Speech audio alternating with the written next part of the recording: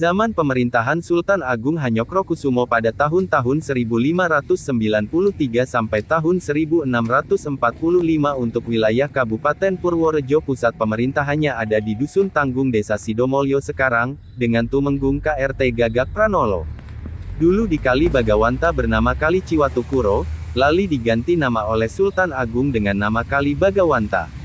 Karena di zaman Mataram Hindu di bantaran Kali Bagawanta banyak hidup dan tinggal para bagawan. Jadi desa sebelah timur Kali Bagawanta dinamakan Desa Seberang Wetan dan sebelah barat Kali Bagawanta bernama Desa Seberang Kilen. Kemudian di masa pemerintahan Amangkurat Agung putra dari Sultan Agung pada tahun 1645 sampai tahun 1677. Pada malam Ahad Minggu tanggal 28 Juni tahun 1677 terjadi pemberontakan yang dipimpin Trunojoyo yang dibantu putra Amangkurat Agung yang bernama Rohmat. Akhirnya membuat Sultan Amangkurat Agung dan keluarga serta para punggawonya menyingkir dari Kraton Pleret menuju Imogiri, saat itu masih dikejar, akhirnya melanjutkan pelariannya ke bumi Bagelen. Pada saat Sultan Amangkurat Agung dikejar terus oleh anak buah Trunojoyo yang dipimpin oleh Busumerung, Marewa, Dandang Wacana serta Ngabehi Wangsapana. Di daerah Bagelen Amangkurat Agung dilindungi oleh masyarakat Bagelen yang dipimpin Kiai Baedowi. Bahkan saat itu masyarakat Bagelen memukul mundur anak buah Trunojoyo.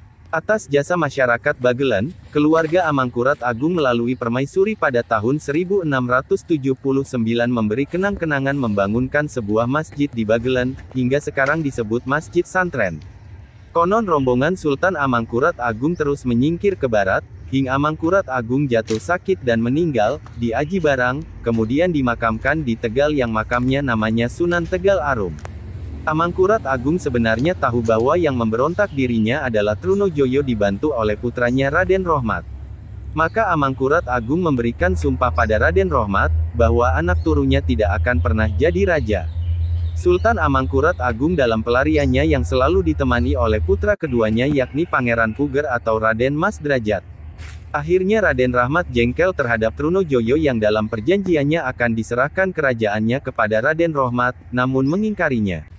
Pada akhirnya Raden Rohmat dengan pasukannya dibantu oleh kompeni Belanda menyerang Trunojoyo dan berhasil menewaskan Trunojoyo, kemudian Raden Rohmat menjadi raja bergelar Amangkurat II. Tidak lama menjadi raja Amangkurat II wafat lalu diganti anaknya yang bernama Raden Sutikno yang bergelar Amangkurat Emas juga Amangkurat III atau disebut Sunan Kencet, disebut Sunan Kencet karena kaki satunya kecil. Amangkurat III beristri dengan sepupunya sendiri anak dari pamannya yakni Raden Mas Derajat atau Pangeran Puger. Raden Mas Derajat mempunyai 3 anak yaitu Suryoputro, Ayu Pengalasan dan Ayu Hanum. Namun Amangkurat III tidak merasa nyaman jadi raja, karena menurut para sesepuh bahwa Wahyu Keprabonya yang menjadi raja adalah pamannya Raden Derajat. Sehingga Amangkurat III merencanakan membunuh Raden Derajat serta keluarga. Hingga rencana tersebut tercium oleh Raden Derajat, sehingga Raden Mas Derajat membawa seluruh keluarganya termasuk istri Amangkurat III melarikan diri dan sampai ke desa Seberang Kilen. Dengan ditemani Tumenggung Purwokondo, sekarang Purwodadi, yakni Gajah Permada. Kemudian Raden Derajat bertemu dengan cicit Pangeran Benowo yakni Raden Hasa. Kemudian Raden Hasan dinikahkan dengan anaknya yang bernama Ayu Hanum dan Raden Hasan diberi gelar Kiai Seberang Kilen atau Kiai Brangkilen yang sekarang dikenal dengan nama Kiai Brengkel. Menurut perpustakaan Solo bahwa Kiai Brengkel adalah Raden Hasan, versi Mbah Kiai Damanuri dengan kemarifatannya Kiai Brengkel adalah Raden Ronggo Surodimejo, versi Mbah Kiai Abdul Hamid dan Mbah Kiai Muhajir bahwa Mbah Kiai Brengkel adalah Haelani. Sementara itu Raden Derajat menyusun kekuatan dan dibantu oleh Adipati Ungaran menggempur Kraton Pleret dan Amangkurat III merasa tersesat lari dan berhasil ditangkap, kemudian Amangkurat III dibuang ke Sri Lanka dan wafat di sana. Raden Mas Derajat berhasil merebut kerajaan dan menjadi raja bergelar Pakubuwana I.